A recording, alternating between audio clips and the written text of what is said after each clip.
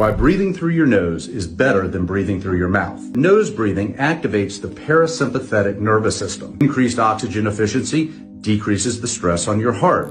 كثير ناس وأنا بحكي عن الشخير وبقول قد إيه أهمية إنه نعالج الشخير، بيحافظ على سلامة القلب وبيحافظ على سلامة الصحة البدنية والنفسية والجسدية وبيحمينا من كثير من الأمراض.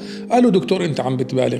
في هذا الريل اللي عم نشوفه طبيب جراح قلب عم بيشرح الفرق بين التنفس عبر الفم والتنفس عبر الأنف، وقد إيه أهمية التنفس من الأنف مهمة جدا في حماية والوقاية من الأمراض وأمراض القلب. يعني الموضوع اللي كنا عم نحكي فيه بجوز الناس اعتقدت في البداية إنه يعني موضوع ترند وعم بيروح بوقته، يعني رح ياخد وقته ويروح، لكن مع الوقت عم تظهر كثير أقلام وكثير فيديوهات وكثير كتابات وكثير دراسات بتأيد اللي كنت أحكيه، لأنه جايبه من أمهات الكتب، من مصادر علمية موثوقة. تنفس من الأنف صحة، التنفس من الفم مرض مرض مرض.